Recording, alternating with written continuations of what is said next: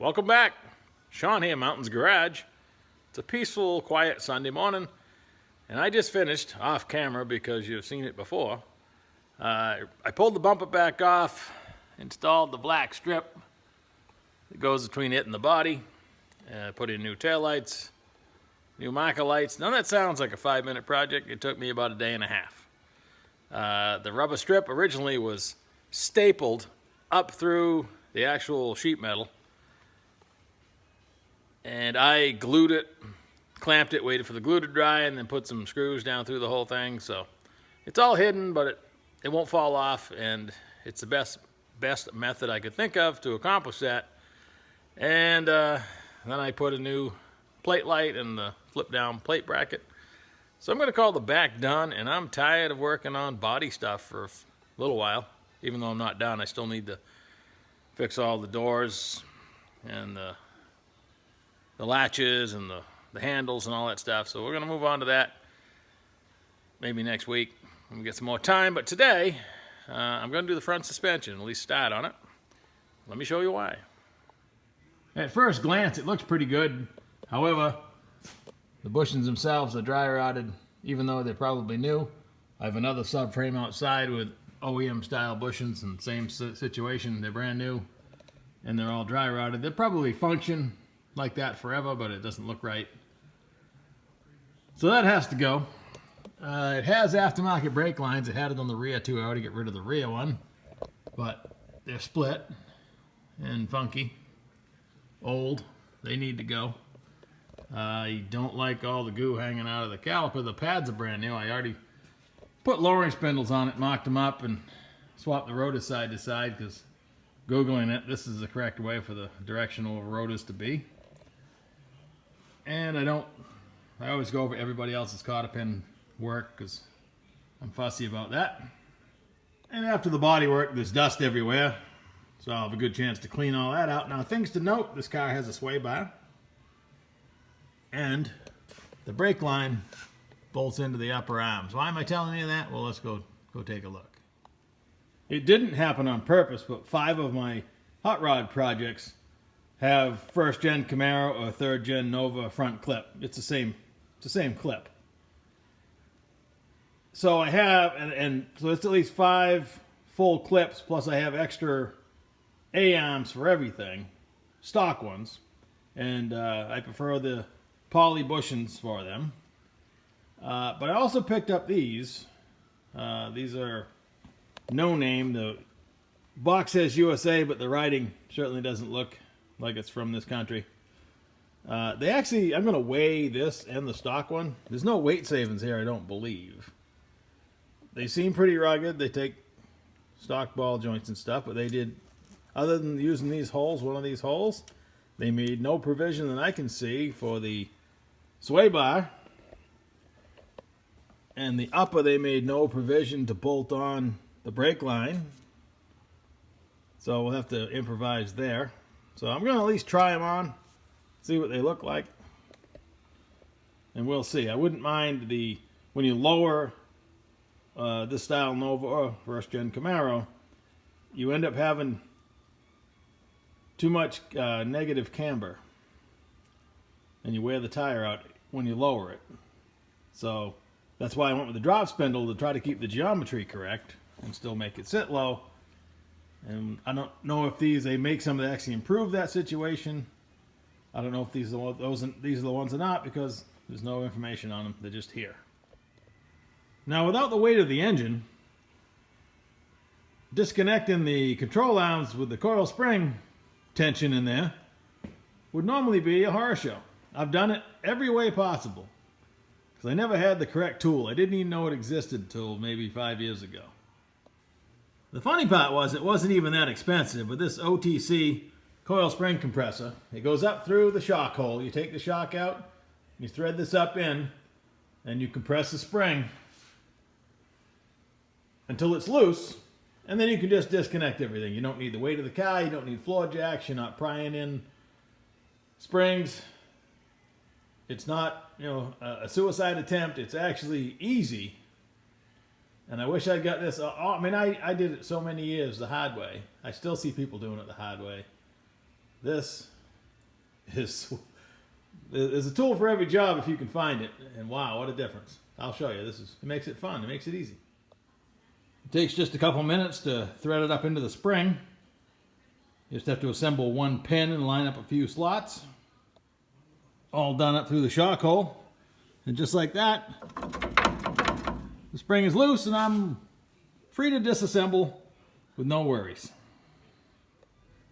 I try to shoot my videos so they're enjoyable to all different skill levels.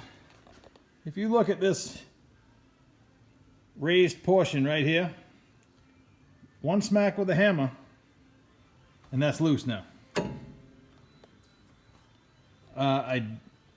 They sell a fork, you drive in there, it does nothing but rip the boot. If you hit on the top, you're just going to ruin it. The only correct method, one smack. I didn't even scratch the paint. And it's apart. It's the way to do it. Same goes for the spindle. Find a convenient spot, probably that raised portion right there. I loosen the nut, but leave it there to catch the spindle. One whack, and it'll be in my hand. After I take the cotter pin out, of course. I find a lot of cotter pins like this one here was way too small for the hole. It should just barely fit through. And then I'm really particular about bending it, but that's my issue. But it is kind of, you know, a safety thing. Your cotter pin, while I wouldn't want to have to rely on it, it's there for a reason. I was just about to remove the cotter pins when I realized that this is correct. When I put the spindle on, I did this. I can't take credit for this. I was actually watching, this was a long time ago, before videos were even popular. I might even read it. But it was a circle track chassis guru that said this was the only correct method. And hey, I took his word for it. A lot of people just bend it up over or stick it through and bend it over. While it'll technically work, he said one had to be bent tight around the bottom, one had to go the other direction. Hey, I went with it. As far as I know, nothing's ever fallen apart. But I can't take credit for it. But right or wrong, it's what I do. Another couple tips. The sooner you get the steering disconnected, you can move the spindle back and forth to help you remove the cotter pins. If you leave the steering hooked up and continue to stroke it back and forth, it won't be too long before you've overwhelmed the power steering reservoir and you're pumping oil out the cap. If I wasn't disconnecting the steering, but every time I stroked it back and forth, I would, in this case with no belt on it, I'd just spin the pulley by hand in the engine rotation direction and put the fluid back where it belongs. Otherwise, again, the reservoir will overflow. If I'm flat rating, which today I'm not, I actually removed the cotter pins in the entirety. If I'm flat rating, I will just smash and do whatever method possible to get a socket or a wrench on the nut, and then I will just shear the pin off with the nut. A lot of times they're rusted, so that's my method. Just get it so you can get a wrench or a socket on it and get it off. And if you're still trying to save the part, which these have been replaced, if I was using these arms, I may or may not want to use these ball joints. I'll wait till I get a feel of them, but either way, a lot of times you can still drive the cotter pin out, a lot of times you can't. So that's why the flat rate method isn't always the greatest if you want to save the part. If you're just replacing it anyway, don't waste time trying to get the cotter pin out, just shear it off. And just like that, she's naked. I'm going to do a little cleaning on this and paint it up before I go to make lunch. Wet body dust, that bums me out. You can never see where all this stuff lies, but it probably wouldn't hurt anything in 100 years. It just bums me out, that's all. These were all clean before, but that's just the way bodywork goes. To remove the upper arm, it needs to flex up over these. And these will fight you. Loosen those up, and you'll be able to push it up by hand and push it right off. If you care, save the shims front to back. That's where your alignment is. Right there. In my case, I'm out to lunch. I'll be doing it myself. You knew that anyway. All right, got to get to work. The stock upper control arm weighs 9.4 pounds, and I'm surprised 8.8 for the aftermarket, because this actually feels heavier, but it must be the way it's distributed or the fact that it just looks fat. Let's check the bottom. Stock lower arm, 13.4 pounds. Aftermarket arm, 16 even. So while we started out lighter, we ended up heavier. So some quick garage math. Your lightweight aftermarket tubular control arms, 3.2 pounds per side heavier.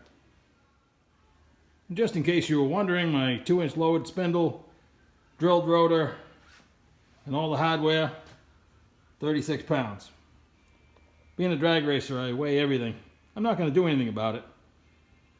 Back when everybody struggled to make 500 or 600 horsepower, you're really worried about weight. Nowadays, I guess you just turn up the power.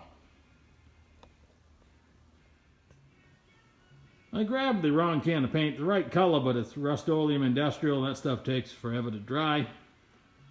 So I might be out of business for the rest of the day. I'm going to clean and paint my spring. This was an AC car, so these should be about 385 pound springs.